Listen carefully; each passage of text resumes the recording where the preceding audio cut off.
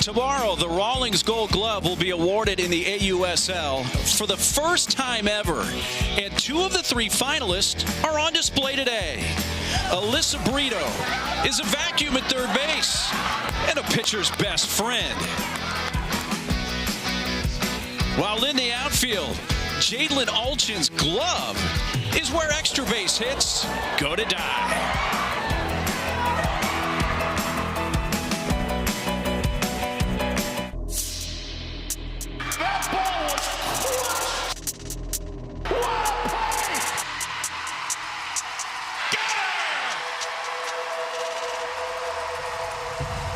Champion means the best of the best, and that's where I want to be at. Every time I step on the field, I want to win, and I'm going to make sure that happens. To come out on top would be a dream. When you're holding the crown, when you're holding that medal, when you are the champion, it just makes everything feel like it was worth it. It is a softball Saturday on ESPN. We've been fighting the raindrops here at Chicagoland, but we're going to start on time. We welcome you to Parkway Bank Sports Complex in Rosemont, Illinois. It is day 2 of Series 2 of the AUSL All-Star Cup as Team Brown takes on Team Klingler. We welcome you in here to Rosemont, along with Olympic gold medalist Natasha Watley. I'm Mark Neely. Sydney Supley is down on the field, former Northwestern pitcher. We will check in with her shortly. Game 1 of Series 2 last night, won by Team Klingler over Team Ricketts, 1-0. Team Klingler had 3 hits, yet they still won the game, Natasha. How did they do that? How about Bailey Klingler in her debut as a captain? She put a masterpiece of a roster together. She built it around leadership, pitching, and defense. We got exactly that last night. If we have anything like that today, we are in for a treat. But last night, the defense was stellar. Sam Landry got it done in the circle. Her and Lexi Kilfoyle combined a 3-hit shutout, like Mark said. But Agbayani up the middle, Sports Center-esque plays all around. Hannah Flippen just doing what she does, leading with her glove, and just all around defense supporting this pitching staff. And that's how Bailey Klingler got her first win as a captain. A 1-0 win last night. And Georgina Korick, who was a captain last week, is in the circle here for Team Klingler. And Georgina Korick, no stranger to how to get it done in the circle, 2025 AUSL Pitcher of the Year, and just coming off a championship with the Talons, but just one of the most pitchers that pitches with precision, hits her corners, not overcomplicating things, keeps it simple, and a lot of fun to watch. And we are ready to go as Skylar Wallace steps in, hacking at the first pitch and fouls it off. We are underway. Let's take a look at the Team Brown starting lineup presented by Easton. Florida alum Wallace right at the top of the batting order.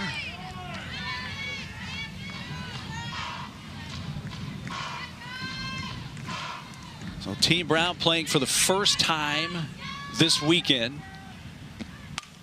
Skylar sits down the left field side. This looks like it will be playable, and is indeed for Bubba Nichols Camarena, who had the key hit in the win last night for Team Klingler. Yeah. That's the way the game begins. Yeah, and Bubba Nichols Camarena, just another silent leader for Team Klingler, and she said that she built her team around leaders. So between Hannah Flippen getting it done on the infield, Bubba Nichols in the outfield as well. That brings up left fielder Morgan Zirkle, who is one of the veteran players at this AUSL All-Star Cup level. She's just 5 hits shy of becoming the All-Star Cup career hits leader. That is a record that's currently held by Victoria Hayward, who played through last year, finished with 92 hits. Zirkle out into center field. Alchin coming in. Oh, there's your Rawlings Gold Glove finalist with an early statement saying, hey, the voting's not over yet, is it? The voting's not over, and you guys were talking about defense? Well, let me show you some defense. Hey, let's, this is a no-fly zone out here, and Jadlyn Alchin, stellar, out number 2. And with the wheels of Skylar Wallace, if that ball drops in front of Alchin, Skylar's going to be running for a while. Yeah, standing up on second base. At least. What a great play by one of the 3 finalist for the Rawlings Gold Glove. Is fouled back by Tiare Jennings. There is Tiare, the OU alum. He was a part of all 4 of their national championship teams. Part of the Texas Volts in the regular season. Had 5 home runs in the AUSL regular season this year. That's in 25 games. Actually, she only played in 21 of the 25. It's Jam, floated to third, on a goal, comes in and makes the catch. And that is a quick inning. Less than 10 pitches for Georgina Court to get through the top of the first inning. We'll see Team Klingler when we come back to Rosemont.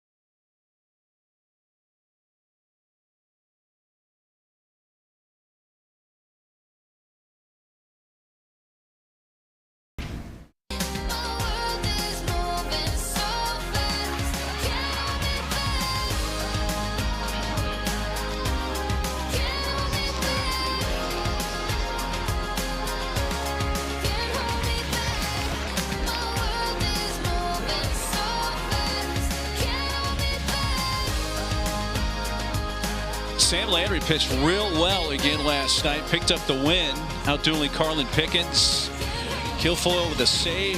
Bubba had the big hit. That gave Team Klingler a win. They're playing back-to-back days. And the captain has this lineup, the Team Klingler lineup, presented by Rawlings. And the captain's batting right in the 3 spot. And they face in the circle. Amber Pfizer faces Sydney McKinney in a check swing foul. Minnesota alum and veteran Pfizer in the circle. And Amber Pfizer just had an incredible season this season with the Chicago Bandits in the beginning of the regular season. She held it down. Just love watching her throw. Such great command of her pitches.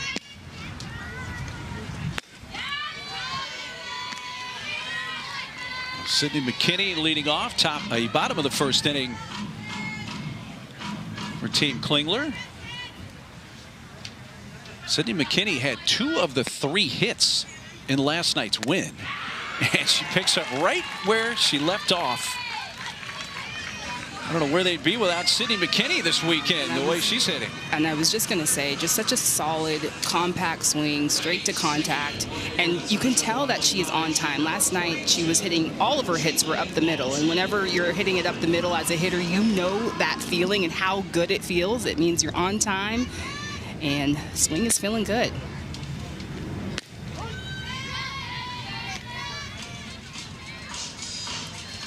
Jalen Alchin, the center fielder. Remember the championship Talons and was the championship series MVP. Takes upstairs. Alchin batting in the 2 spot.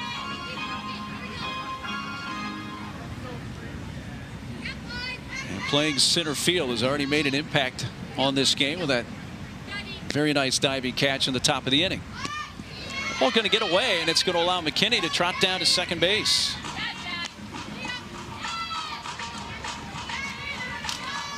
So there's the team captain Bailey Klingler in the 3 spot.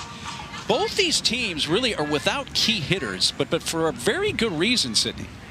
That 4 All-Star Cup athletes. Foul back. Team Klingler without Bri Ellis.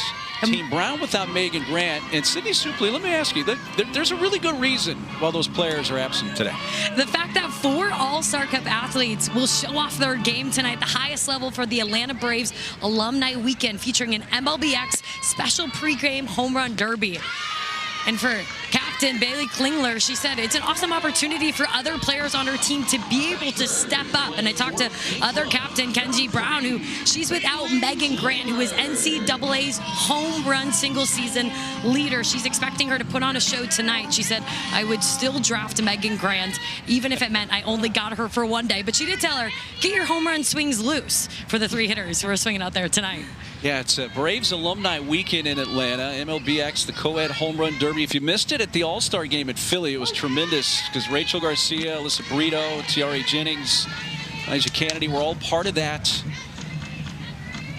So no Bri Ellis for Bailey Klingler's team. By the way, her partner is Brian Jordan. Braves fans will know that name. Megan Grant's with the Hall of Famer now, Andrew Jones. Jordan Woolery with Kevin Pillar. Sydney Romero, who's absent. Team Ricketts is with Charlie Culberson. That's going to be a lot of fun later today down in Atlanta. I'm actually kind of jealous, Mark. I grew up being an Atlanta Braves fan. Like, I would come home every single day, and they were on at 4 o'clock in L.A., and so Andrew Jones, Brian Jordan, like, these are the names that I grew up just dreaming about being. I wanted to be them, and those were my role models growing up. And if you're wondering how a Southern California girl became a Braves fan, you have to be from the genre. There's a soft line at a third, right to Brito. The days when the Braves were on TBS and the Cubs here in town were on WGN, and that was done nationally. So there were a lot of Braves and Cubs fans because of those TV stations. Is that one right at Brito's? She's another one of the Rawlings Gold Glove finalists, who we will hear from a little later today. Cleanup hitter is Charlize Palacios. By the way, those players are absent, but in their instance, especially with Bri Ellis, if Team Klingler wins, she will get the win points. And that's what it's all about. And when we talked to Bailey Klingler, she said, hey, I built my team on leadership, on trying to build team chemistry. It's all about winning, and how can we win the game? How can we win each inning? So the strategy has been working so far. Yeah, Team Klingler took all the points, the team win points, because they shut out Team Ricketts last night. You saw Palacios right now, number 6 on the leaderboard. She takes a rip at it. Thought she was going to get something a little better on 2-0, and kind of chased one up and out of the zone. Yeah, Pfizer and Jacopo are doing a great job of mixing the ball around, mixing speeds, changing eye levels, being unpredictable. That ball is blasted to left. There's the second home run in this AUSL All-Star Cup for Palacios.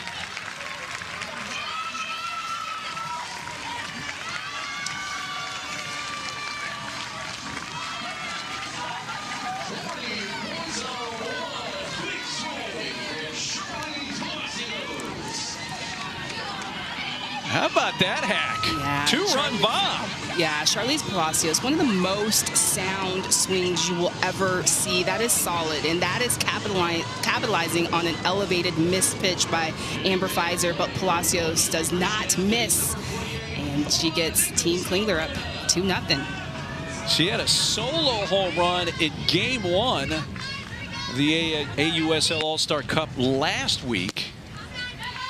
So she adds one here.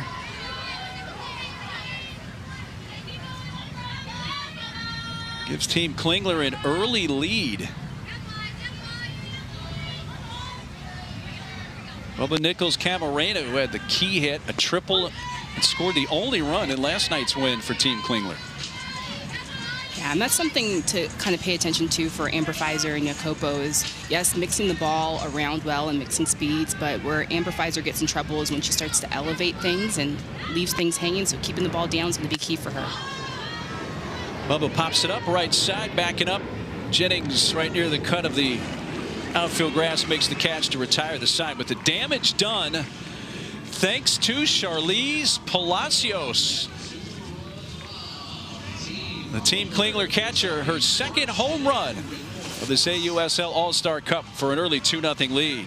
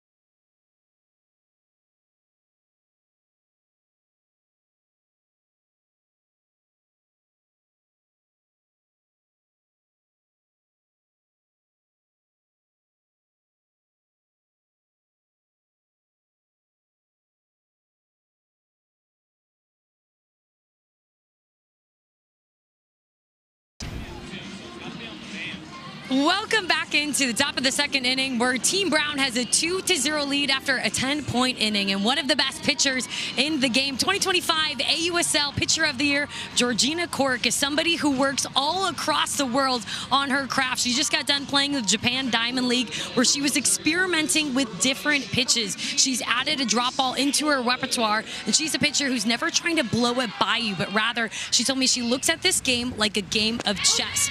And Markintosh, she's somebody who works all 4 quadrants at such a proficient level. Yeah, and you couldn't have said that better. She has such precision, so for her to add another pitch, a drop, I don't even think she needs to add a drop, but that just makes her that much more dangerous facing. I would hate to face her. This Big Ten Pitcher of the Year back in 2019. She is a native of Iowa. In fact, you may not know this, but there is a State of Iowa Hall of Fame, and Amber Pfizer was inducted into it 2 years ago.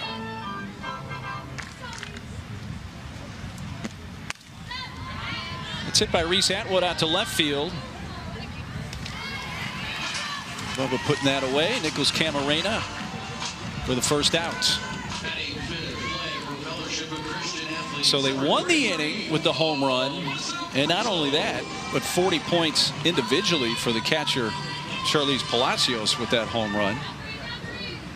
So she continues to elevate herself quickly up that leaderboard, Palacios does. Here is Alyssa Brito. We'll hear more from her a little bit later on. She's one of the 3 finalists for the Rawlings Gold Glove. That changeup. It's nasty, isn't it? You know, Georgina Cork just able to change speeds as well. Location, throwing, keeps everything down. Never throws really on the heart of the plate.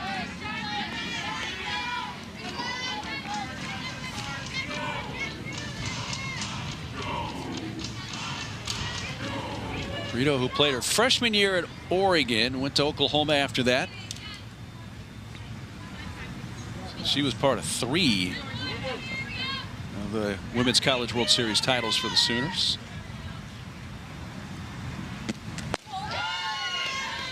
And they will announce the Gold Glove winner tomorrow afternoon. I'm so excited. I mean, just between Brito, Alchin, and Romero, they all deserve this. All great defenders. And just for this inaugural time, any of them would be great representatives of defense. So I can't wait. I'm on pins and needles. I think we all are. It's a great time for the league. There's your finalists.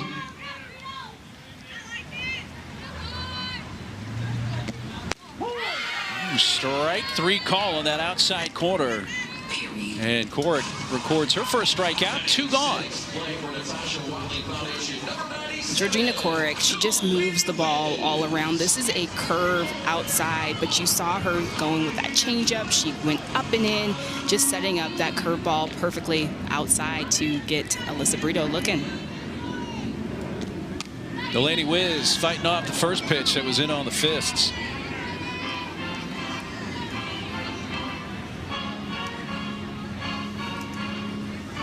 Delaney finished in 11th place in this competition a couple of years ago. Finished in 10th place last year in the All-Star Cup, so she's always been someone that's been high up the leaderboard in this competition in recent years. Right now, number 46. See her numbers from the AUSL regular season with the Oklahoma City Spark. Yeah, what I think makes Delaney Wiz so valuable is her versatility. Obviously, defensively, you can put her behind the plate. She can play the corners. She was playing outfield last night. Sorry, playing outfield today. I'm getting my days mixed up, but it's easy to do. Yeah, I think also too, she's got a big bat as well, and always provides power, consistency. You can place her anywhere in your lineup.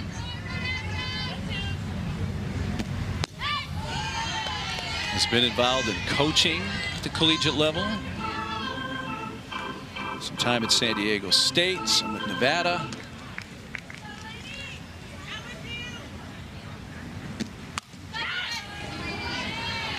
Coric can just run that in arm side for her into those right-handed hitters. And just with 2 strikes, just that placement of that pitch, that's literally coming right at Delaney Wiz and too close to take, so something that she has to foul off, but just such a tough pitch. But just wherever she's able to place the ball, she's able to place it exactly where she wants to. And right back in the kitchen there. Oof. Look out. Jesse Warren's like, hey, hit it out that way. Yeah, but what this does is this sets up something on the outer half, her off speed, so this makes the hitter have to speed up their hands, because where she's placing it on that inner half, you're trying to get your bat barrel there to it, so I would go to a changeup or that curve outside. Kudos to Jesse Warren, because there was not much reaction time available to her. Ball got on her in a hurry, and she jackknifed. She might have gotten clipped a little bit. She's saying to the dugout where that was, but I don't think she took the brunt of it.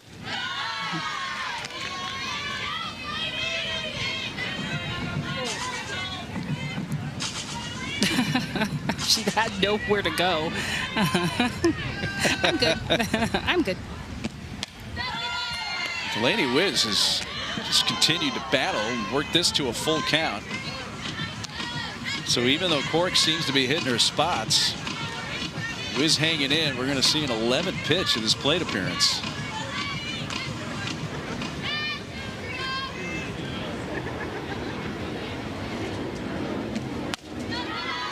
And it will roll on. Man. This is so fun. But I'm just trying to get in the mind of Coric. How about that deep breath? And Palacios behind the plate, but I'd go back to a changer curve.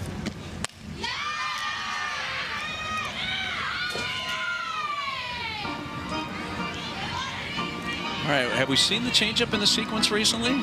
We had maybe 3 pitches ago. Yeah, we saw it. Another opportunity to bring it out again here. I would say this would be a good opportunity. Try to go back to it. Checking the pitch combo on the wrist. Oh, yeah, there it was. And Wiz may have been waiting for it. She drops it into left center field. What a battle there between the veterans and Delaney Wiz. 2-out single in the first hit of the game for Team Brown. Yeah, and just Wiz just being feisty this entire at bat, just really fouling off those pitches on the inner half, but gets that changeup and is able to just ride it, stay through it, stays in her legs, and that is just a beautiful case of battling. And you saw Cora kind of jerk her head around like, and I'm sure Corrick was thinking, she's been fouling off pitches, so if I put it inside, she's going to take ball forward. She's going to be at first base anyway. Right. Let me have her put it in play. Lauren softly to shortstop. Hannah Flippen, who was really busy with the glove last night in the win for Team Klingler. Right back at it. In fact, she was the defensive MVP in last night's game. Defense has been a big deal this weekend. Yes, and the theme of the day is defense. And of course, we're going to get a great case of defense from none other, Hannah Flippen.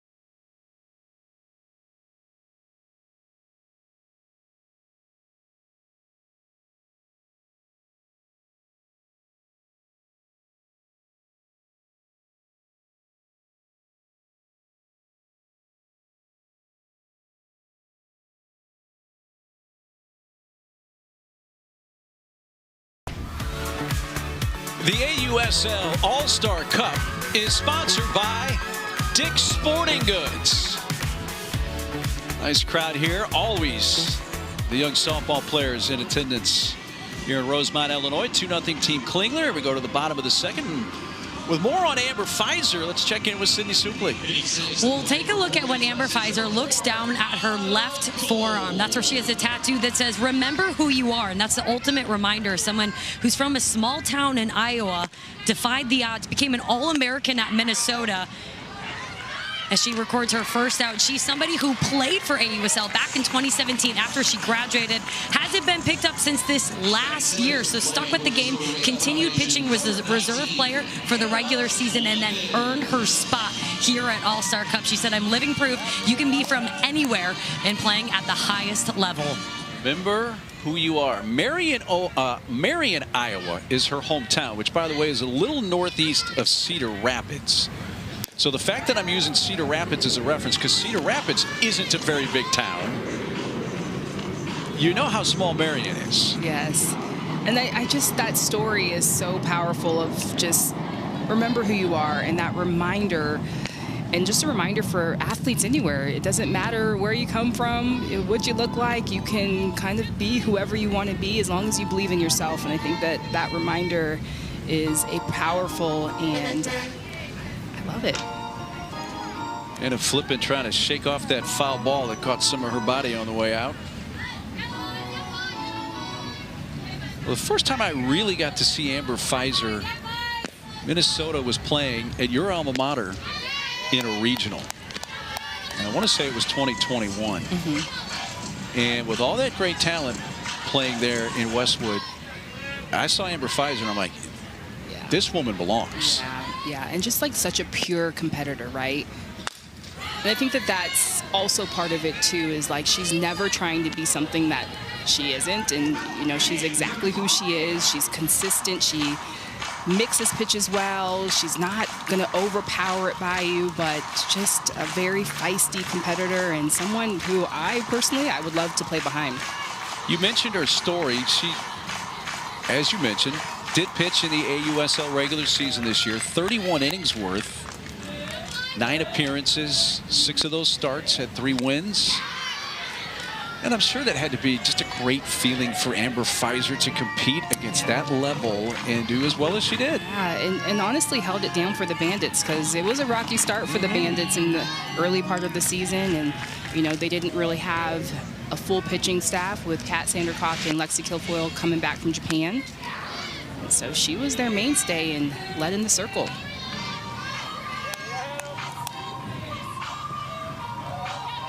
This is her home field. This is the home field of the Chicago Bandits here in Rosemont, Illinois.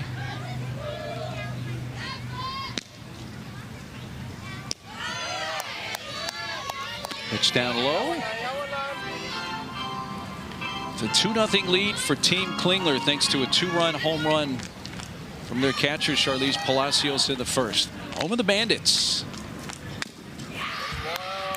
It's not hard to find the Chicago Bandits gear on the fans around here. So that's a luxury for them. Not only did they have the AUSL regular season here, but they knew that the All-Star Cup was going to be back here in August.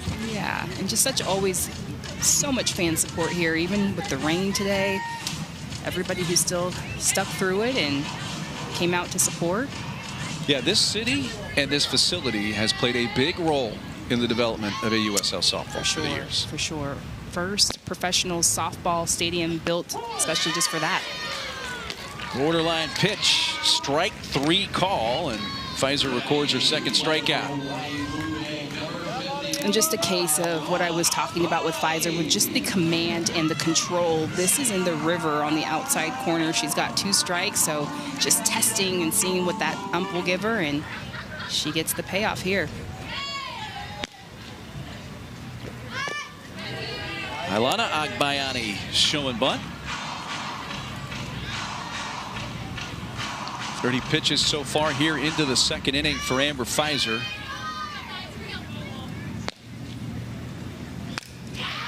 Swinging away this time. They do not miss an NL Central rivalry matchup when the St. Louis Cardinals face the Chicago Cubs across town from here. Live tomorrow, 3 p.m. Eastern on ABC and stream it on the ESPN app. Cardinals Cubs on an August weekend at Wrigley.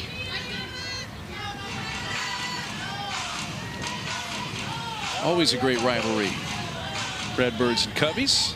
Great look, young man.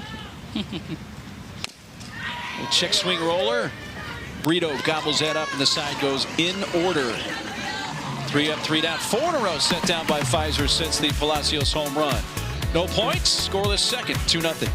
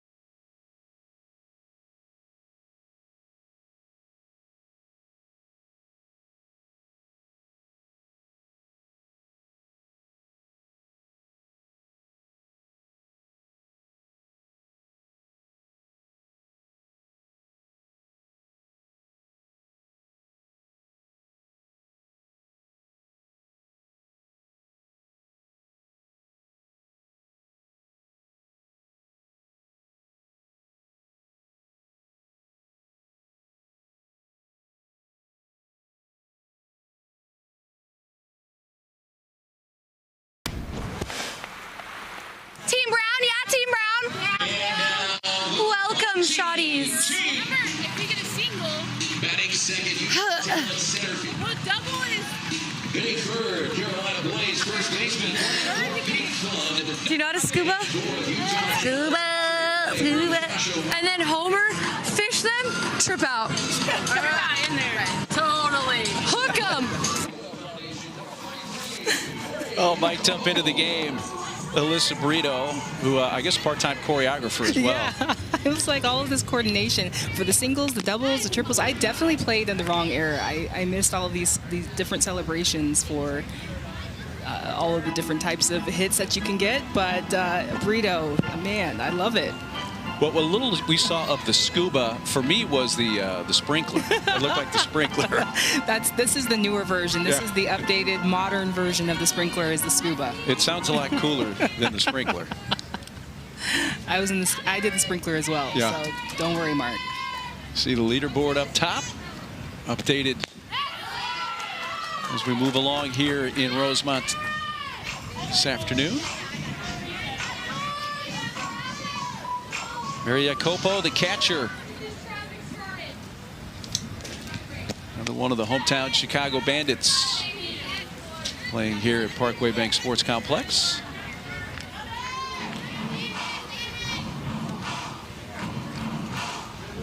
She was a part of Team Coric last week. Jacopo was. Now on Team Brown, and she faces last week's captain. Who wants this? Sana Gold does in the coach's box.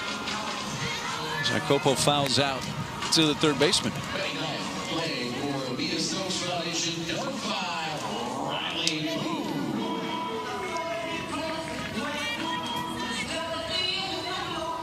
Bases are empty for the 9-hole hitter. And the center fielder, Riley Boone.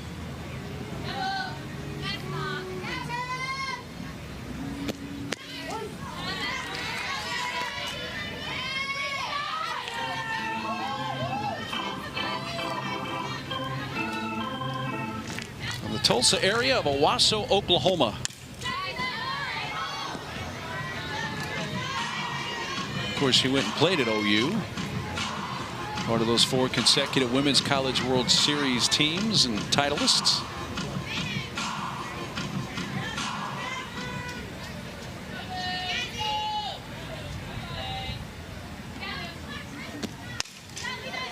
It's hit foul past third. Sydney has more on Riley Boone. Well, you mentioned the 4 national championships Boone had at Oklahoma. She had that with Alyssa Brito, who we just heard that soundbite from.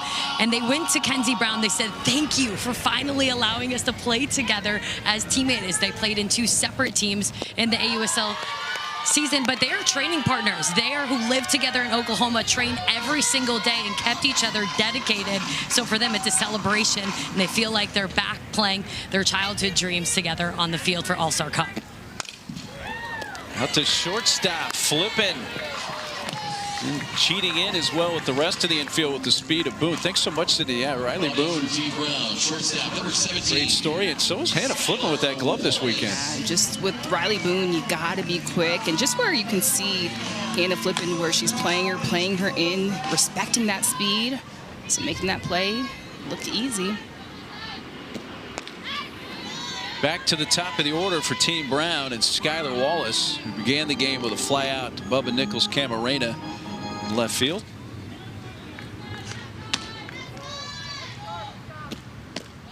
Check swing, and I'm thinking they are going to peel it. Yeah, they do so, but Alex leaped down at third base, so she didn't go around. And Skylar Wallace fishing for something on that inner half. She has so much power inside, so almost got her on that rise. But you can see how they're starting to work her in. Skylar Wallace, I mean, anything down and in, up elevated, she is crushing it to right field. So just trying to bait her with the eye levels and the speed. Or can't get her to chase that one. Good hitters count here for Skylar Wallace.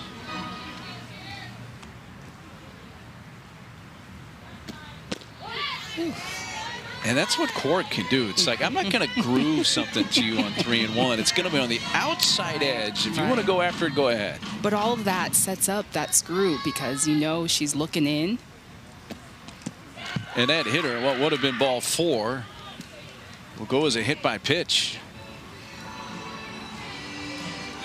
That hurts. And it seems like whenever you get hit by a pitch, it always hits the spot that you don't have any armor on, and so that doesn't hit the elbow, that hits her forearm. Yep, just below that right wrist. Here's the left fielder. Skyler, who was one of 15 players selected in the AUSL 2024 college draft out of the University of Florida. One of these Chicago Bandits. This is Morgan Zirkle, who's at the plate now.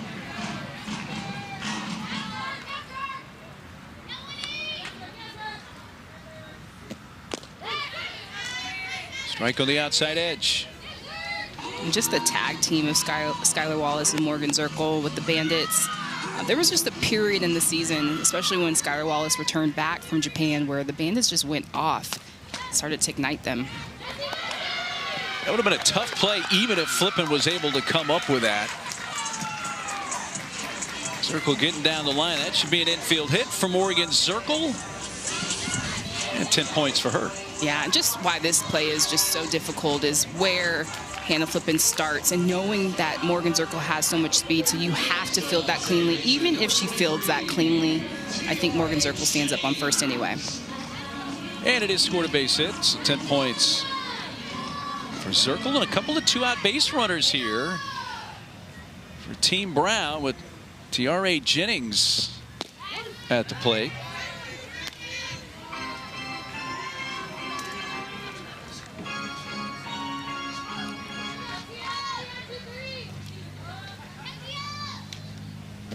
Tiare Jennings popped out the third or first time. You know, we were just talking about all those Oklahoma Sooner championship teams. Tiare played on 4. Reese Atwood, who's in the on-deck circle, played in 2. These hitters that are back-to-back in the order for Team Brown have been a part of the last 6 national champions in college softball. Yeah, they know a little bit about winning, just a tiny bit. And a strikeout for Cork to get out of the jam. But a 2-out threat for Team Brown. They strand a couple of base runners and have now left 3. And Georgina Cork just dealing today. And she gets the big out number 3 as we head to the bottom of the 3rd.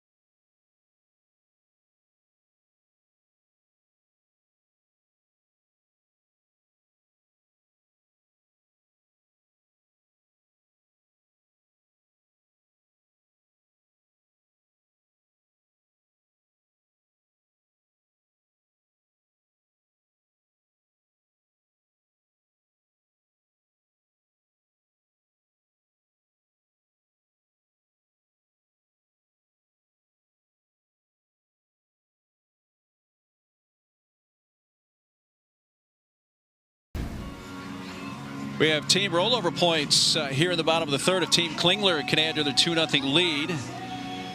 As home half of inning 3, we welcome in Alyssa Brito. We got her mic'd up. She's back at third base. You got us? Yes. Hey, guys. How are you? Hey, Alyssa. Thanks Here for we go, guys. Tag along. Oh, here we go. I low-key forgot Fabi was a little slapper. I was playing all the way back. Yeah, and I was just about to ask you, so what's the plan here? Because you know she's got some speed. Where do you usually play her?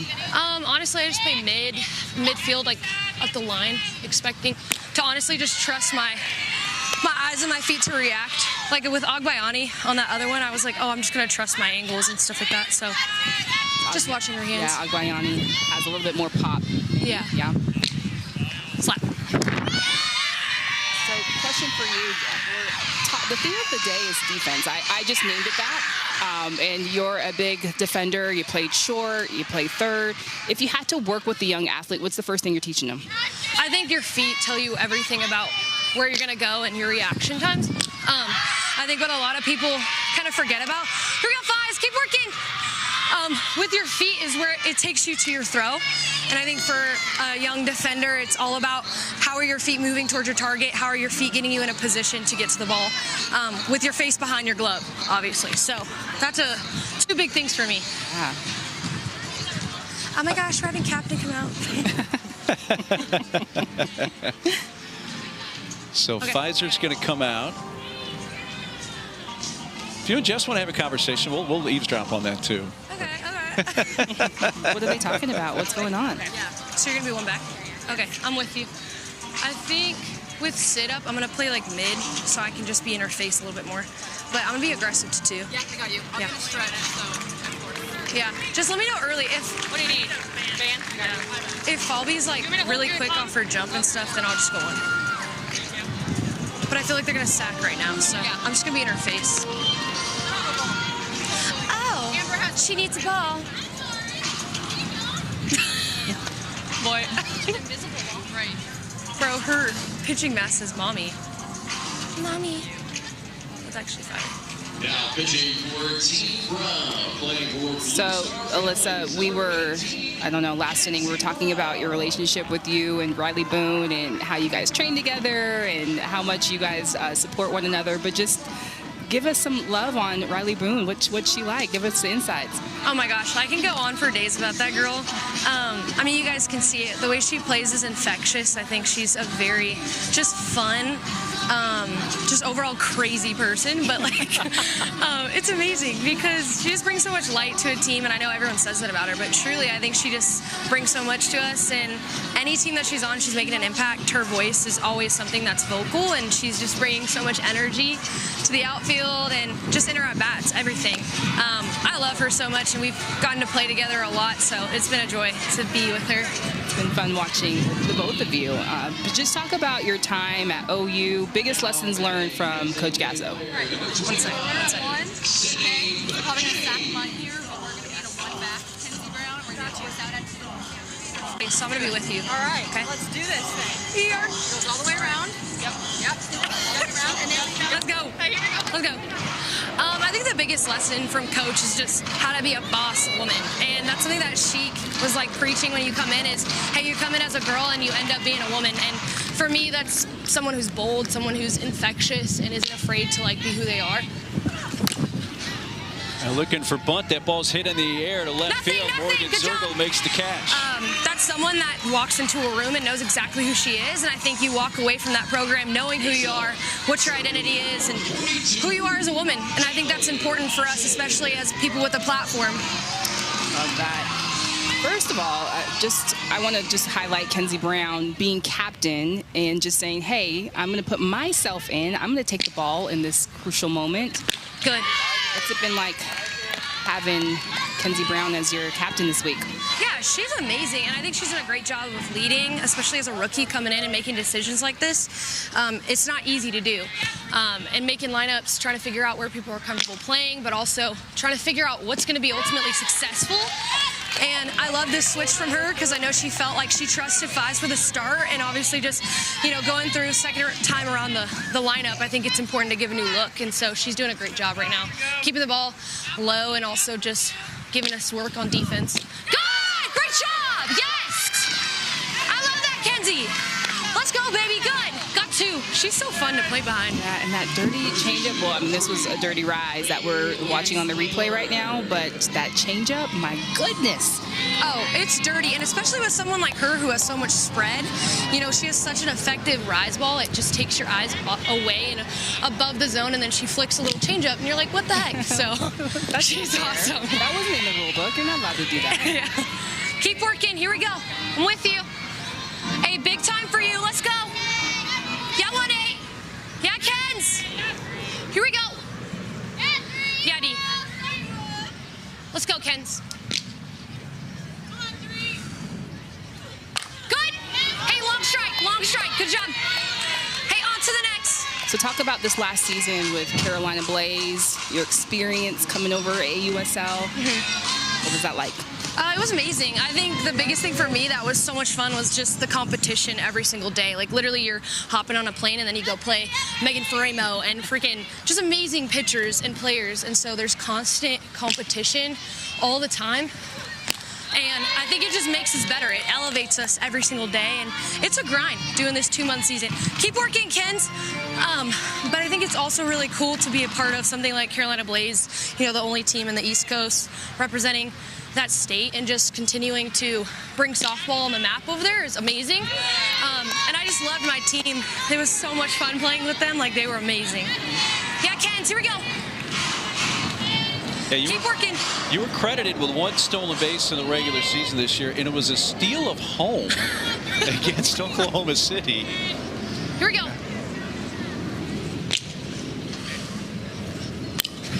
Ooh, I like that. Good job. What do you remember about your steal of home? Oh, goodness. I love my girl, Maddie Penza. I felt bad to do it to her. I love her. But I was kind of honestly plotting on her from when I got in first base, because I just kind of noticed that she wasn't really watching a ton. And so when I saw that opportunity, Mary! When you saw that opportunity, I just went for it. All right. Thanks, guys. Jacobo makes the catch to retire the side. Alyssa Brito, thanks so much. Good job. Yeah, Dart. A lot of insight there from the California native. That was a lot of fun.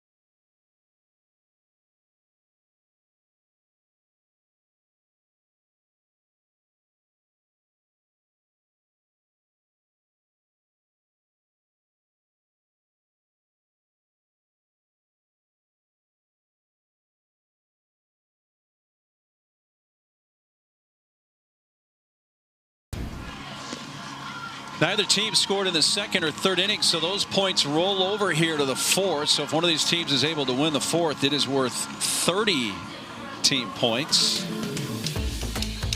There's a look at our scoring breakdown. If you win the game, 70 points for each game win. That's for all the team members.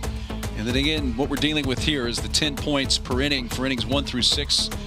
Neither scored the last 2, so they've rolled over. There's your individual. And then MVP voting at the end, after the game concludes, is really how individuals can tack on some big points at the end. Yeah, those MVP points are crucial. So just being the standout of the game, but again, you know, controlling what you can control.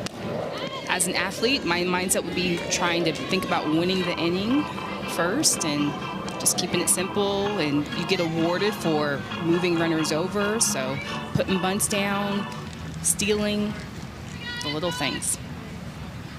Haley Klingler, who is leading atop the leaderboard with 400 right now. That gets updated with every play, every outcome that brings points. So the one team not playing here today is Team Ricketts. Sam Landry right now second on the leaderboard. She is a member of Team Klingler. I am telling you, wow. Even if I try to sit on the Georgina Corrick changeup, there's possibly a chance that I'm going to just look just like Reese Atwood did. Just pulls a string on this pitch and My goodness, that is filthy. That's back-to-back strikeouts for Coric. 3 in the game. Here is Brito, who fanned her first time up in the second inning. Right now 36th on the leaderboard. I love talking to Alyssa Brito. Just so much great insights, and just she just plays with so much passion and energy, and you can just hear that talking to her, just like someone who loves this game, and definitely a fun player to watch. 3 homers for Brito in the AUSL regular season. And again, one of the 3 finalists for the Rawlings Gold Glove Award. That'll be announced tomorrow afternoon. There's the combio, as they like to call it. A change up again for another strikeout. My goodness. I don't wish that on my worst enemy, to have to go up and try to combat that. So Georgina Coric, she just knows how to get it done. You know, and I'll let you speak to this, Natasha. If you are a young player and a young pitcher that's popped out to shortstop, flipping, makes the catch, that changeup is a pitch you want to learn early, isn't it? Oh, for sure. For sure. It's a quick inning. Coric making good use of that changeup. Retires him in order.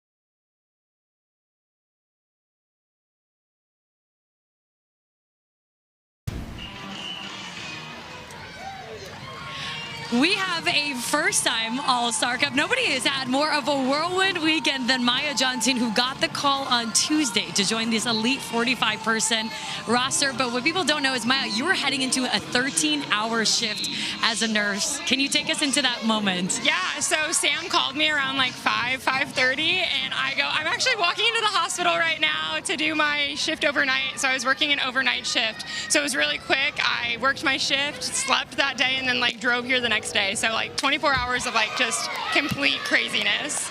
Coming off of your rookie season, what does it mean for you to be playing amongst these women at the All-Star Cup?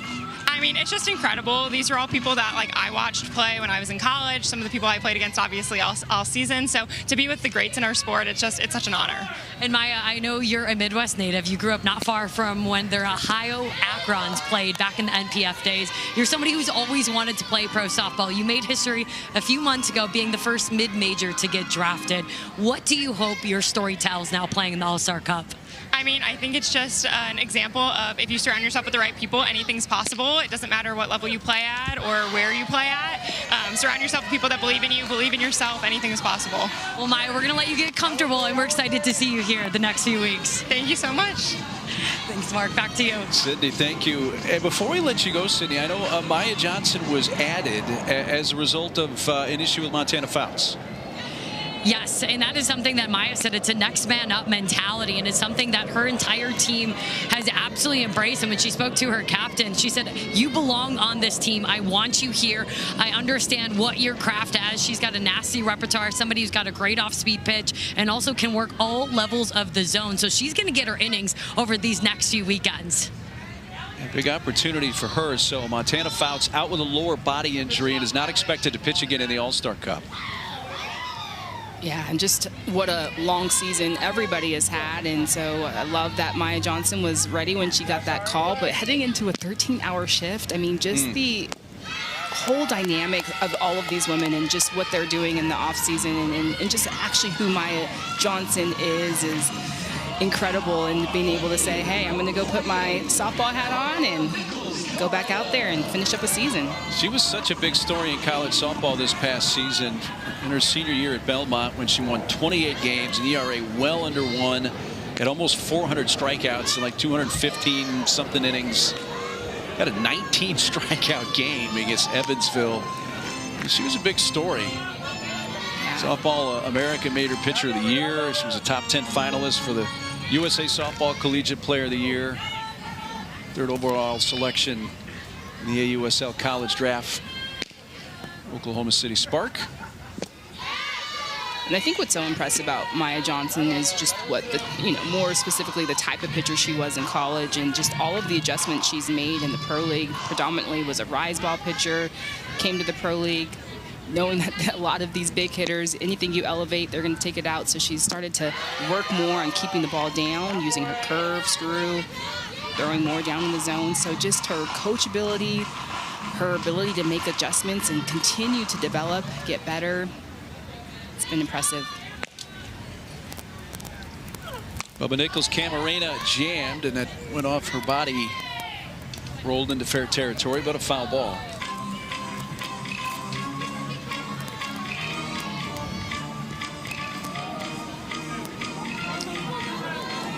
I think we've seen this 2 days in a row, Mark. Foul tips, and foul tips coming back and hitting on their torso. Yes. Saw it last night as well. 1-2 pitch. Brown jammed her again.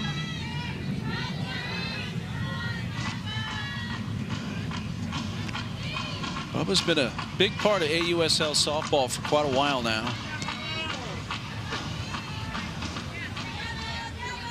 Won the championship back in 2024. Takes down low, 2-2.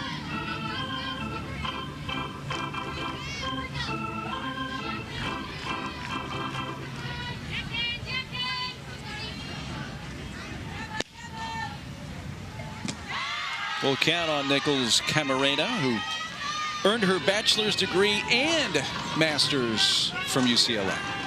Yes, and just one of the most unassuming athletes in her game. Always consistent, never flashy, but hits for power, consistency. Last night she had that triple, has some speed. She's kind of sneaky on the base paths. She's one of the smartest base runners, just has a high softball IQ.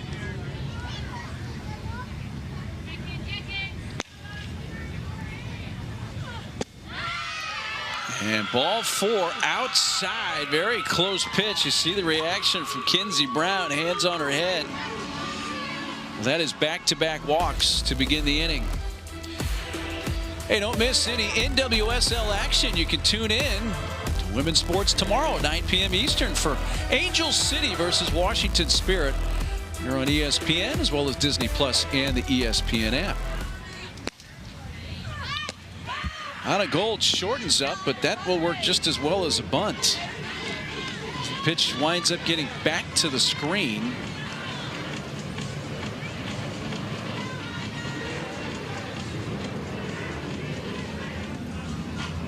Just Jacopo coming out and talking to Brown after those back-to-back walks and this wild pitch getting away from her. But every once in a while, I do see Kinsey Brown. She'll throw those wild pitches, but I love her ability to bounce back. Just such a poised young pitcher, and has just been an incredible rookie. Has this presence of a veteran pitcher in her first season.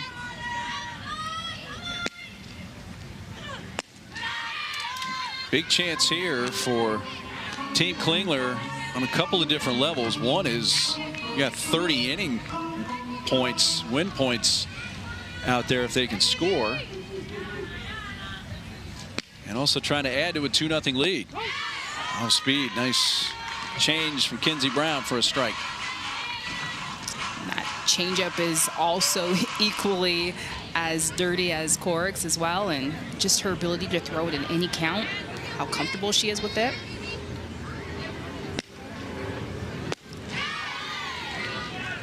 Now to 2-2 on goal. Anna, who made a big mark her rookie year, 2025.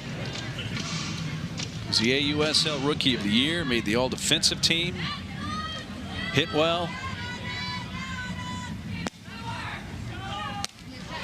That is going to be a run down out in the left field. Stayed up for Morgan Circle, who fires it back in, and the runners have to hold. That's a big out for Kenzie Brown and her team, Team Brown. One out. Just a key out for Team Brown, where Morgan Zirkle was on that, just playing, hugging the line just a little bit, and just goes a little bit of a ways, makes that catch. That's a big out right there. Brings up Hannah Flippin. Strike on the inside edge here at 68 miles per hour from Kenzie Brown. Yeah, and I like that mentality from Bubba Nichols-Camarena. Sorry, that was Anna Gold. But just thinking about getting something to the green in this situation, runners in scoring position, just seeing if I can get a sac fly, if I can get it deep enough. So that would be my mentality right now, just trying to get under something or trying to look for that rise ball that's elevated, trying to get that something out to the outfield. Chance here for Flippin. Had a big game at shortstop with the glove last night. She was the defensive MVP of the game, and you may remember in the AUSL 2025 regular season, she was named the Defensive Player of the Year. It was the first time that award had been given out.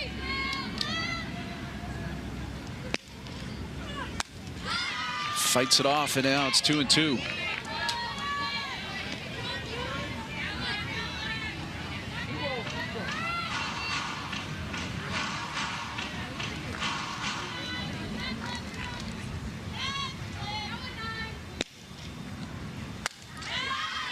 Popped up on the infield, and it's run down by Tiare Jennings. 2 down, big out for Kenzie Brown. Sydney has more on the pitcher. Mark, you can just hear the support from Brown's teammates. The rookie captain, she said, when I drafted my team, I picked players that I admired and that I'd always dreamed of playing alongside. She said I was very vulnerable with him, and saying I felt like an imposter as a rookie to be a captain, the one coaching these ladies.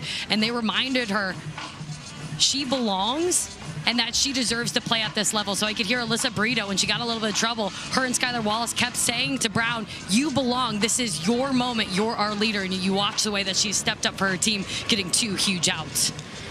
Yeah, it was runners at second and third, nobody out. Got Gold on the fly ball to left. Now Flippin on the pop-up. Jennings behind second base. And yeah, I thought this was going to be the case. Kenzie Brown, the captain, is going to take herself out of the game and hand it to veteran Megan Faramo. So pitching change here for Team Brown, courtesy of the coach.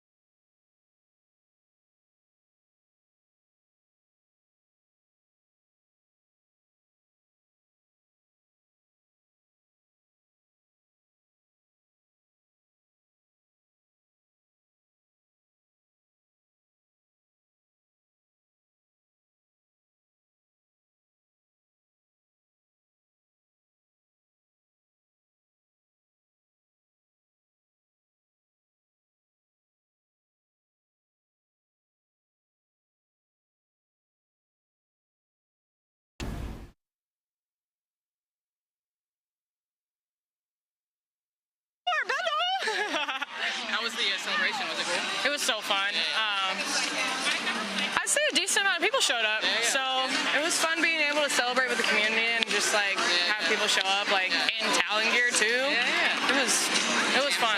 Yeah. They were as rowdy as they were in season, so it was nice. Was your back-to-back Utah Talons champions who went back to Salt Lake City to celebrate their first championship. That was the back-to-back champions. The Utah Talons went back to Salt Lake City to celebrate their championship with their first-time fans. It was their first time playing for the state of Utah. They said they were the X factor and the difference makers, and that's something Megan Faremo, who now entered this game, she was one of 3 speakers for the Talons who told their fan base, you guys deserve to have a pro softball team here. You showed up for us, and we want to show up for you, and thank you for all of your love and support. And they said, we're going to run it back year 2. We're going for a 3-peat. So Talons, they had one of the best fan bases in all of AUSL. Yeah, it was so exciting to watch. Thanks so much, Sydney. In the first season of a city-based format. And yes, fans, we hear you. We know how much you loved it. The trajectory is upward for AUSL softball, and future's bright. This was a big year. Yeah, and just seeing that footage, the fans coming out and supporting the celebration, the championship celebration, just one of the most electric venues for AUSL this summer was Utah, and just those fans, and they came out in packs. They were out there supporting them. They had their own little chant, the U-Caw. I love it. A lot of Talons on the roster here, especially for this team here. Let's take a look at all the Talons in today's matchup. 4 on one side, 1 on the other. Here's Megan Faremo. Ran it right in on Agbayani, and it's now 2-2. Yeah, and also Montana Fouts, who we talked about, just went back due to injury, but was a big part of the Talons. Oh, yes, she was. Upstairs, full count. First base is open. Runners were at second and third, nobody out, as it looked like Team Klingler was ready to maybe add to the lead, pick up some win points that have carried over. There are 30 on the line here. Team Brown trying to wiggle out of this jam. A big 3-2 pitch coming from Megan Faremo. Strike 3 call. There's that patented fist pump and yell from Megan Faremo. And indeed, Team Brown gets out of the jam after it was second and third and nobody out. And how about Megan Faremo on the call? Kenzie Brown says, hey, tag team, let's get this done. Let's go. She gets out of a jam. We head to the top of the 5th.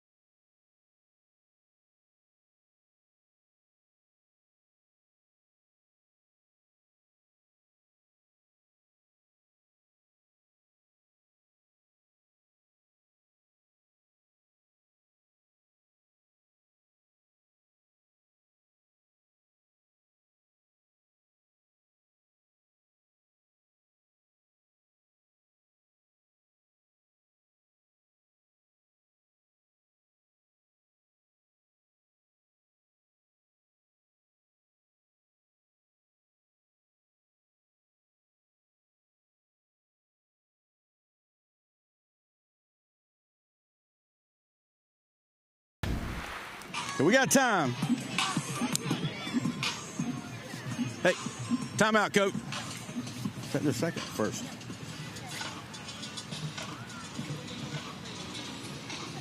Hey, coach, real quick. That's their second. I was trying to catch you. That's your second visit this inning because catcher made a visit. Yeah, okay. So either you're ejected or she got to change pitchers. Oh, really? Yeah. Okay, you good? Okay. Yep. So you got Change then. you make a change. Yeah. Sorry about that. I was looking and trying to run at you. So That's from Don Brown, our plate umpire. That's why there seemed to be a little confusion when we were seeing if indeed Kenzie Brown was coming out of the game or not. Now we have the reason. Yeah, very insightful. And I thought Kenzie Brown was like, hey, you know what? I've got Megan Faremo. Like, let's go to her. But very insightful. And I love that we get those insights up here. So Team Klingler, a 2-0 lead. Don Brown behind the plate.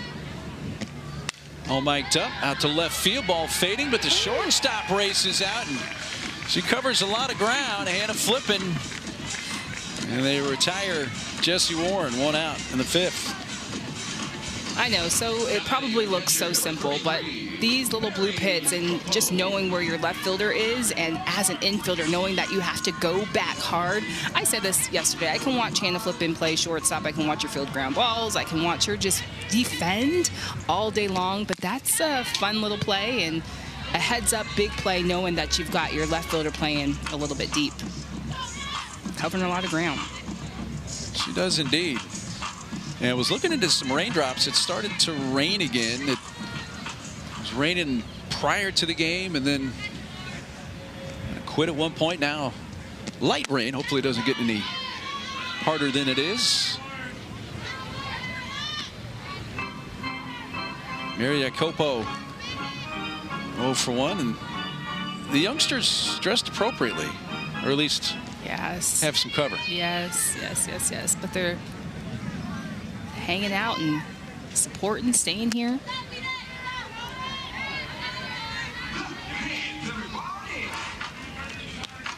Coming up on 70 pitches.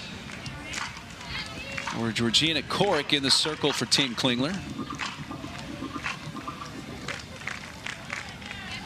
Here comes pitch 70. Jacopo, did she go? Yes. On the appeal down to the first base umpire, Tatum Stelting, and that's a strikeout. Just the movement on this pitch. This is a curve on outside, and just the placement on that outside river, and she gets Iacopa swinging.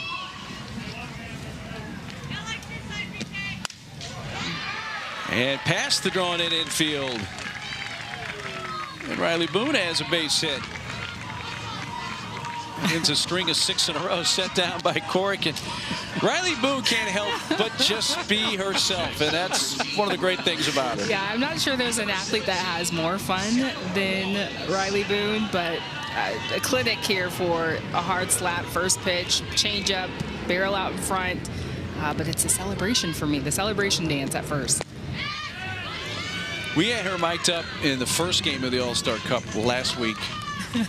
And I tell you what, it was highly entertaining. Yeah, it was great television. I think we need to get Riley Boone her own talk show, her own show. She would be fantastic at that. I didn't even think about it.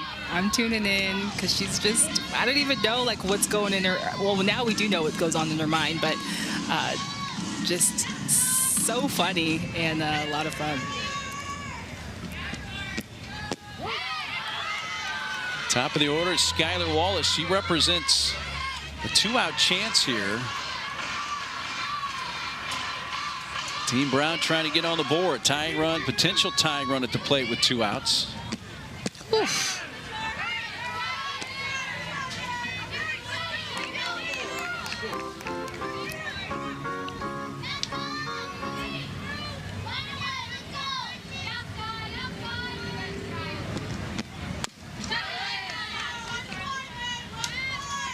Took quite a bit off that at 56 miles per hour. Skylar's fly to left, was hit by a pitch just below the right wrist, her last plate appearance. Stays alive again. Yeah, and just the difference in the speed differential. That last changeup we saw, 55, Her screw 65 miles per hour right now, so just about 10 miles per hour, and the speed difference is a big, big difference, big change. And you're trying to see that as a hitter. Another full count here between these two, Coric and Wallace. That'll give Riley Boone a chance to get an early jump, and a soft liner. I don't know if it was caught on the fly. I think perhaps it was by Agbayani. She threw to first anyway, and that ends the inning.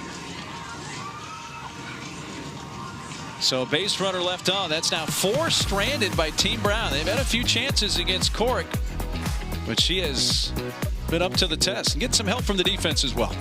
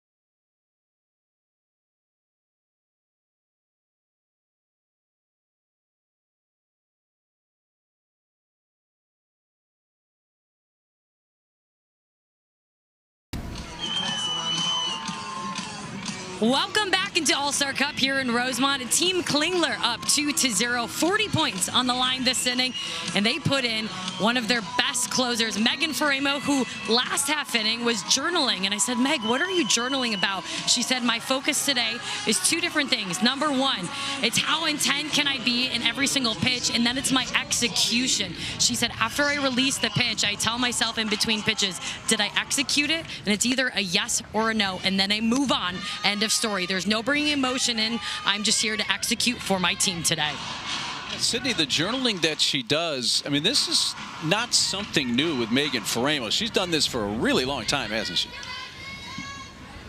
Yes, she's somebody who journals before every single game, in between every inning, and after post-game. It's something that started all the way in her childhood. Her mother was an athlete and another former journaler, and she said between the two of them, they've filled over 100 journals, and they even journal back and forth together. That's how they share their communications and their emotions through the game. Sydney, you were a pitcher as well. What were some of the things that helped you move on from pitch to pitch? Letting you know that as soon as that ball releases your hand, there's nothing you can do about it anymore. So you might as well focus on the next pitch ahead and learn from it. I think the best pitchers in the game, the best pitchers who are on this field here at All-Star Cup, are the ones who have that short-term memory and are constantly in attack mode, focusing on the next pitch. Hey, Sydney, we were talking earlier about the changeup. Yes. And especially for young players that can develop that early on. When did you develop your changeup? How old were you? I was around 10 years old. That's the second pitch that I learned. I always say start with the fastball and then work on an off-speed pitch. If you can dial in those 2 speeds, you're going to be good for a long time, especially those first few years of travel ball, because the changeup, even at this level, can still make a hitter look silly. That was one of my favorite pitches to throw. Well, she'll be too modest when I say this, but that's why she terrorized Big Ten hitters for years. You're the best, Mark. Although, you know, I'd love to do a one-off for Tosh one day. Maybe we could get that going pregame. Oh, yeah. Like you throw into me? Oh, yes. my goodness. Count me in. Oh, let's go. That would just be fun. Add our names to the leaderboard. I would prefer the pitching lesson because my fastball was technically just a changeup. It just was like no velo at all. So there was no speed differential at all. I'm smelling a segment for a future telecast. That would be fun. That's some good TV. All right. So one down. Top of the order, Sydney McKinney. Again, talk about some win points that are sitting there on the table since nobody has scored since the first inning. You're looking at 40 of them. This inning worth 40. A good number of the points obviously come in this fashion. Yeah, and just, again, thinking about the small things. Like, that's one of the things growing up as an athlete, your coach always said, win the inning, win the inning. And so I love how this point system works. You can just focus on the inning to inning, pitch to pitch. Boy, Faremo about airmailed that, and Jesse Warren able to come down the line, reach up, field the ball, and tag the incoming runner McKinney and avoid a collision between the two. So a lot going on here. And that's not easy. Also focusing on catching the ball, it's taking you into the runner. So the focus there to hang on to that and still record the out, that's big.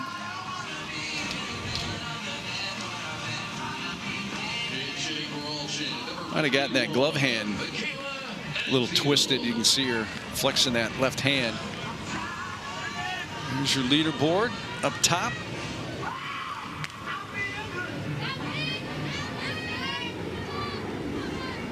So Michaela Edenfield stepping into bat here for the first time.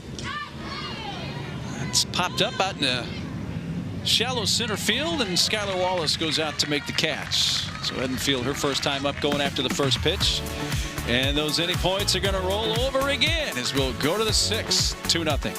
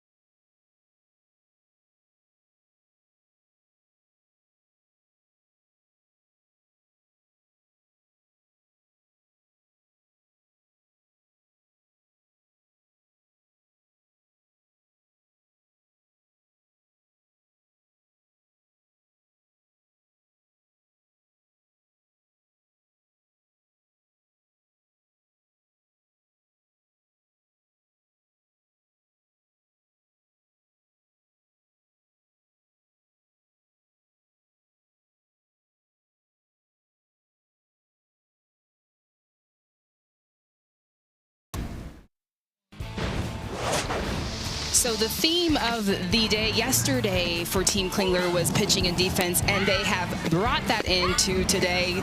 Georgina Korek just lights out on the mound, just so much precision. And then the defensive play. First inning, we saw Alchin making a diving play, but again, Hannah Flippen leading it at shortstop, and pitching and defense is getting it done for Team Klingler. Yeah, Team Brown actually has 3 of the game's 5 hits, but they trail 2-0. They bat top of the 6th with the heart of the order up. 2, 3, and 4 in the batting order. Oregon Zirkle leading off.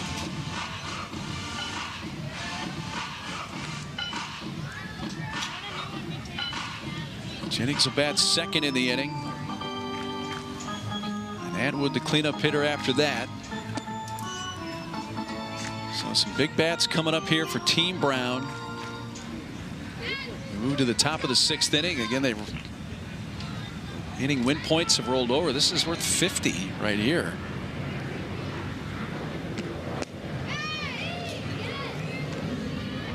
It has been lightly raining again.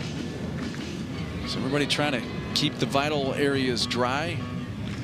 Grounds crew's done a very nice job. The bases can be a bit slick when it's wet. They've wiped them off in each half inning. This ball out to left field, and Bubba's out there. Nicholas Camarena for the first out.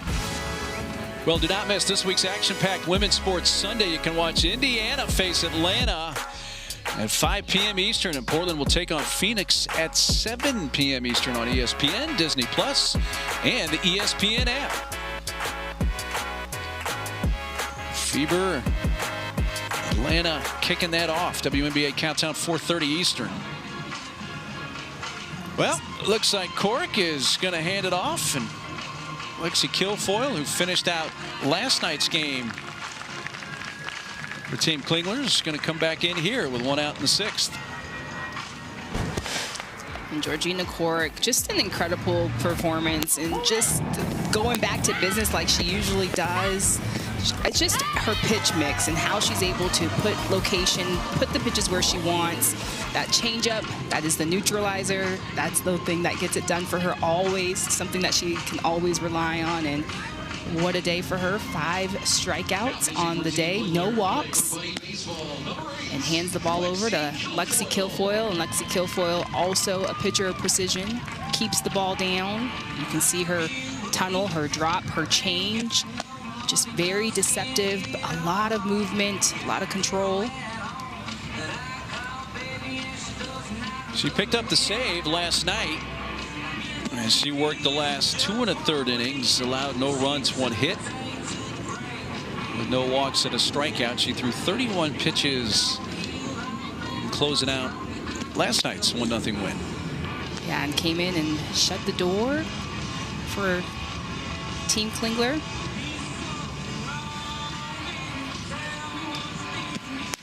Playing on her home field, the Chicago Bandits. There's her regular season. I tell you what, 6-0, an ERA under 2. Not bad at all. Yeah. So the win last night, this was the final pitch to knock off Team Ricketts. And Lexi earned the save.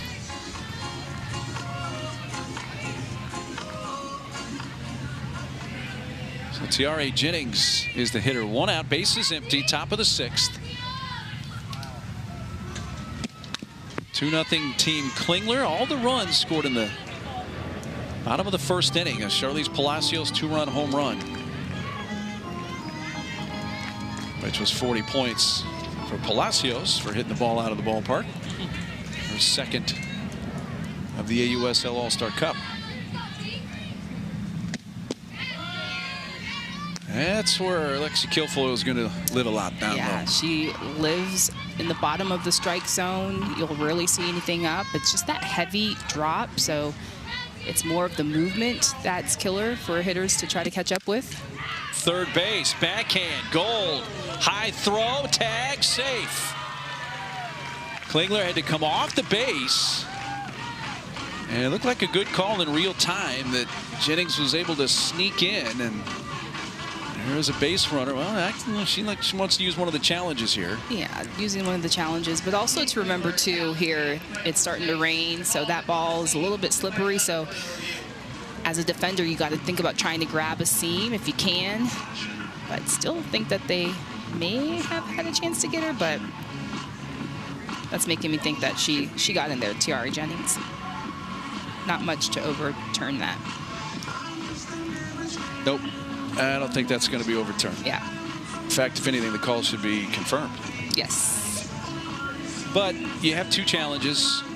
You're in the 6th inning, and the captain of Team Klingler, Bailey Klingler, is like, why not? Let's roll the dice. Yeah. I've got 2. It's late in the game.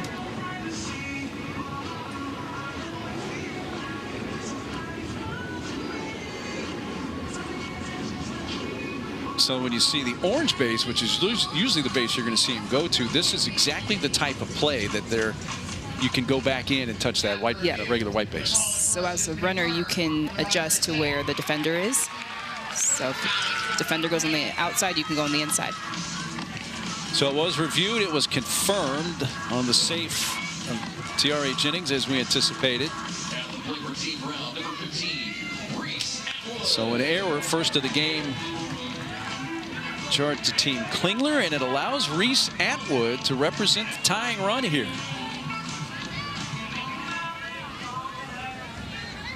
This is someone who had 74 career home runs in her 4 years at Texas. And a bouncy ball out to second, flipping steps. That's one, that's two. I'll tell you what, just when you think the offense is ready to explode, here comes the defense again, Natasha. And Hannah Flippin, I think she can give a defensive lesson to every young athlete, just knowing exactly where she is on the field. Easy money for Team Klingler as they get out of a jam.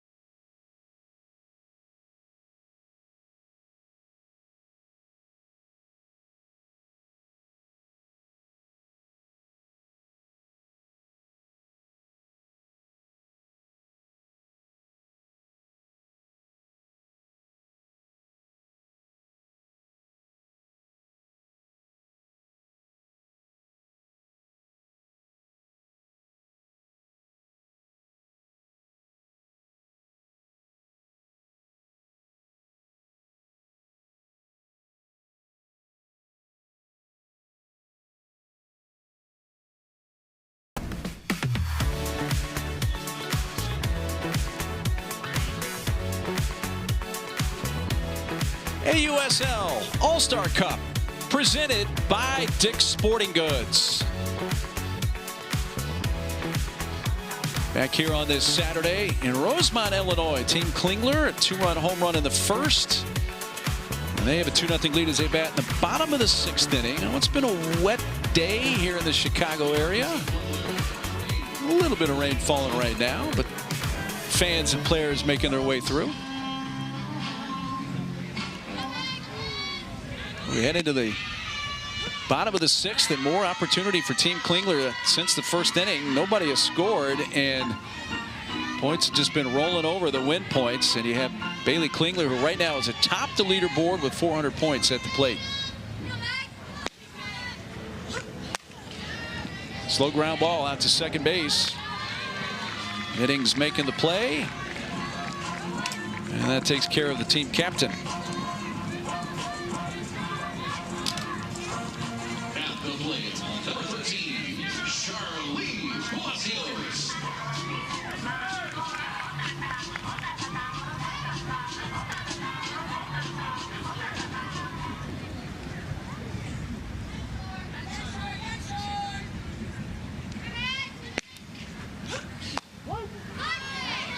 First pitch strike to Palacios. She has the big swing in this game. A 2-run home run in the first.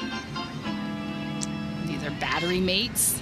The battle between the two battery mates, Palacios and Framo. Pop up. Oh, almost caught by Jacopo. She could locate that.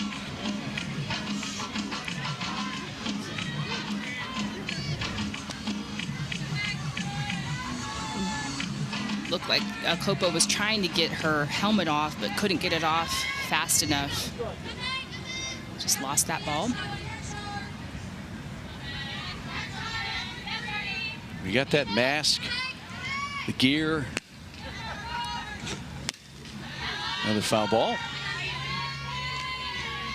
And that little flare, that little pop-up, didn't get a lot of air. Right, so she didn't have enough time, so it looked like she was either trying to take it off, or when she looked back, it just didn't have a lot of hang time on it.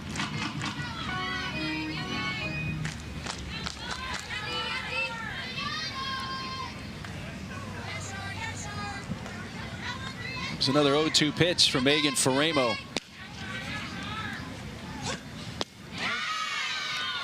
Didn't miss by much.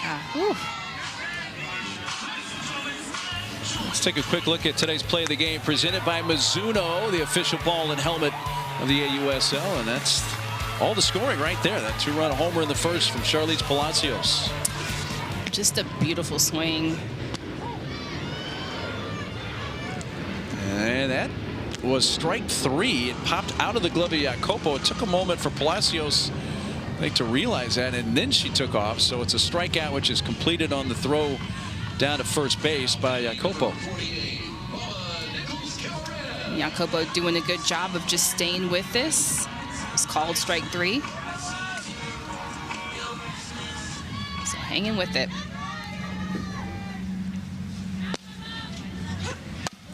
So here's Bubba Nichols Camarena. She had the big hit last night in Team Klingler's 1-0 win over Team Ricketts. She's walked and popped out so far in this one.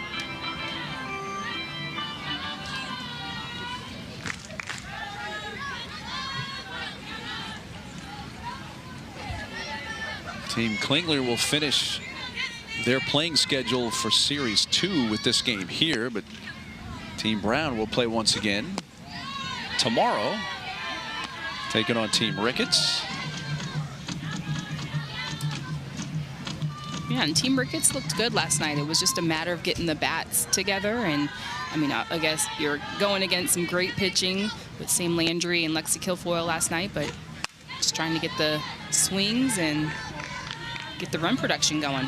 Yeah, and Carlin Pickens, who started for Team Ricketts, and then the captain, Kaylani Ricketts, who pitched in relief, they both pitched really well. Yeah.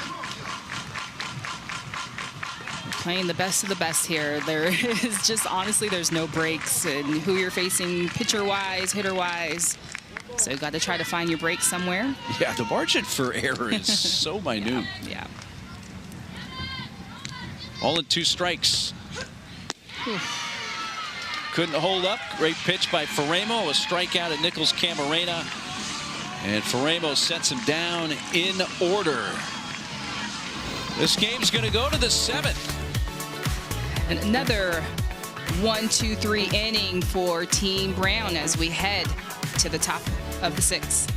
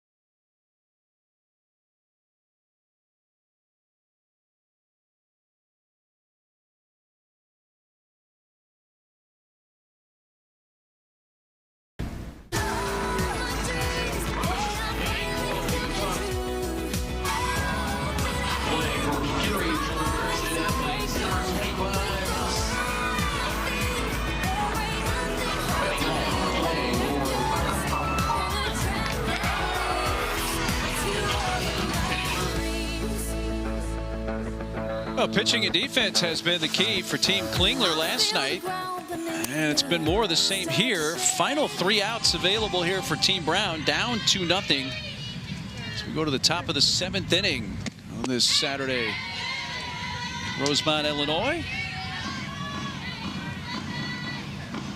Those win points rolled over again. No additional points added here for the 7th inning. So even if you're Team Brown here, you're down 2-0. Even if you score a run here, that's big because you can pick up team points, Right. win points. Right. Right.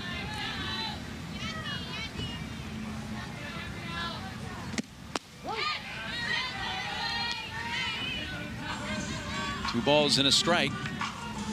Alyssa Brito leading off. Facing Kilfoyle for the first time today after seeing the starter Georgina Corrick her first two.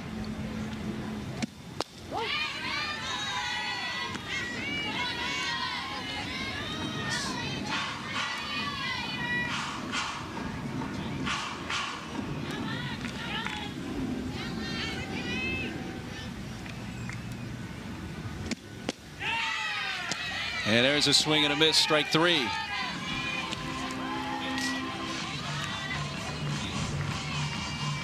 Lexi Kilfoyle, again, just it's the heavy movement, the placement. This drop is angling in and falls off the table and ends at Brito's ankles, and it's just such a hard pitch to get some barrel on.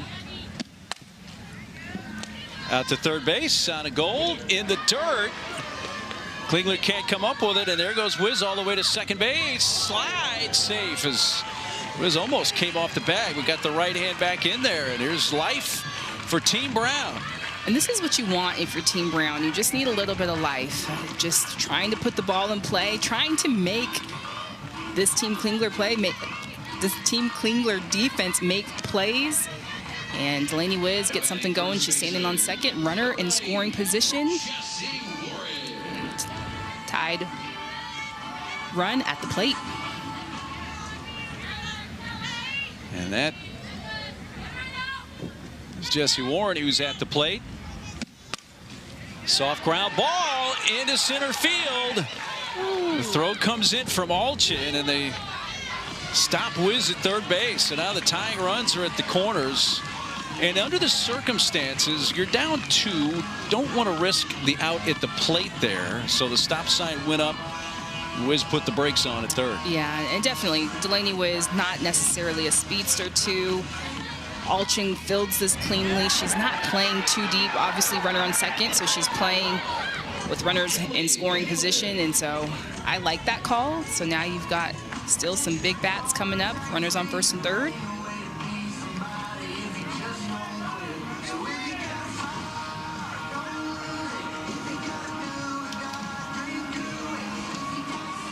Looks like Kinley Cahalan coming off the bench. She's going to bat here for Jacopo.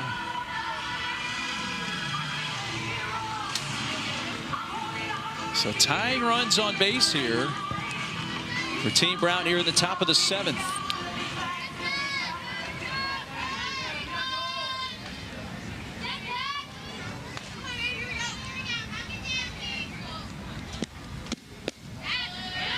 First pitch misses outside. And just important for Cahalan just to, again, keep things simple. You're here, you're playing for the win right now, so you need to. So looking to keep it simple, trying to get something up the middle, hard, hit the green.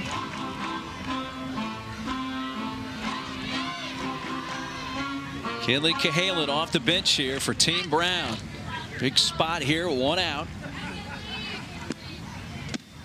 Kinley sends it to left field. Back goes Bubba Nichols Camarena, tagging this time. Wiz will score easily. That is a run, so that could be very important right there. Gets him on the board. Possibility to get the inning points that have rolled over. But the tying run still staying at first base, down to their final out here in the 7th.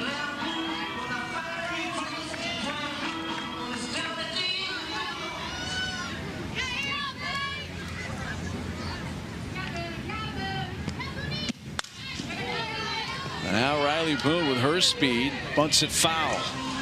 And I love this idea of Riley Boone just trying to figure out a way to get herself on. Just a lot of speed. Again, we've seen Anna Gold make 2 throwing errors, so try to make her make plays, because guess who you have coming up behind you? You've got a big bat in Skylar Wallace, so trying to figure out a way, scrap it through, find a way to get on.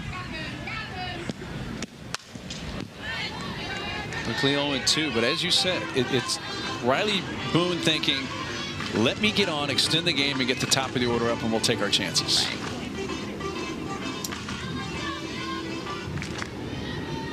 She has a base hit today, 1 for 2. You know, there have only been 6 total hits in the game, 4 of them by Team Brown, and they're down to their final strike here, down a run.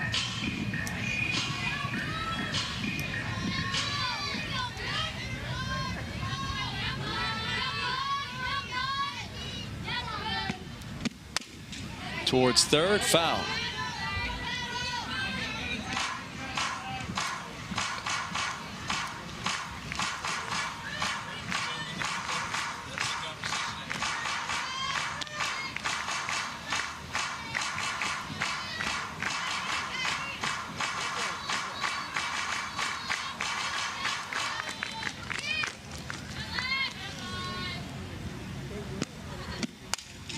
Down the left field side, foul.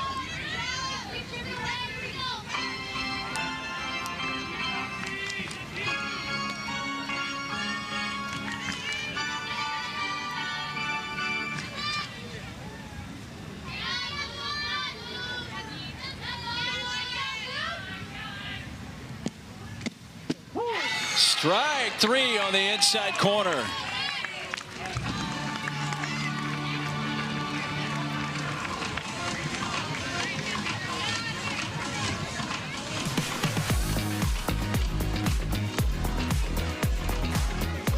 Well, the players are saying, is this game over? Is it not?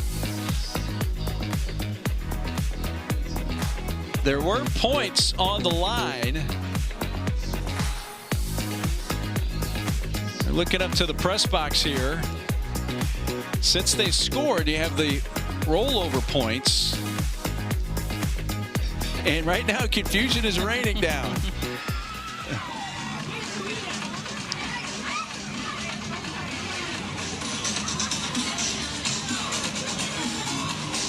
Scorekeeper, can you get somebody to officially confirm we are done? In past years, they have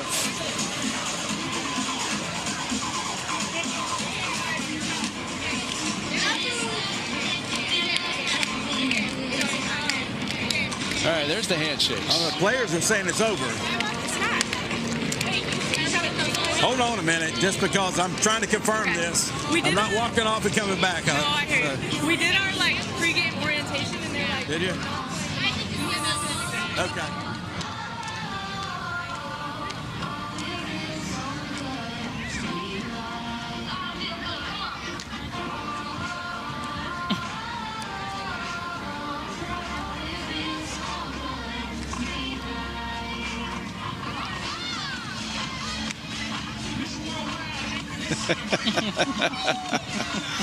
Well, a little unexpected twist, and now there's the answer. No, there will not be a bottom of the 7th. A change from past years when they would compete for the rollover inning points. But Team Klingler is just making the decision for all of us. Game over. So, but Team Klingler gets the game win points. They win the game 2-1, so that's 60 points for everybody on the team. And they win twice here this weekend. And let's head down to Sydney. Well, Mark, I have to tell you, I was just with Charlize, who I saw her live reaction to not only winning the game, but winning the points. Char, walk me through how excited that just made you. Well, yeah, we were all kind of confused. We're like, do those points go to us or not? But, yeah, good feeling to see all those points. It's like getting, you know, you're like, I don't know how many we're going to win. We won the game, so that's the important part. But seeing them all, I was like, oh, they're all gold. Yay. Well, Team Klingler was cashing in all weekend. Your teammates celebrate behind you, but it was your hit in the first inning that got this game going. What were you hunting for early on, statement trying to make? Yeah, I talked to my dad before the game, and he's like, just hit a strike. And I was like, you know what? Good good idea. Let me hit a strike. So I changed it up from Seychelle to my dad. So I was like, okay, Dad, what do you think I should do? And I mean, simplicity is like key for me. So honestly, going and hunting a strike, I got my strike and I went for it. You mentioned your family. This All-Star Cup has never been played without a Palacios sister. What does it mean for you to represent not only the name on the front, but the name on the back of your jersey? You know what? That's a crazy stat. Thank you for telling me that, because yeah, like Seychelle has really been here from the start. She loved Athletes Unlimited, so being able to be here and the send-off that I had when she retired as well, it was awesome too. So being able to be here, I know that I wear 13 for her, so it's like she's here with me every single day I play. Well, it's well represented, and I'll let you go celebrate with your team. Congrats on going 2-0 on the weekend. Thank you. Sydney, Charlize, thanks very much. I'll tell you what, the Palacios family and AUSL softball has been a great marriage over the years. That's a great connection. Yes, and I love that she changed her good luck charm from big sis to dad and said, hey, okay, I'm going to hit a good pitch, but gets it done early.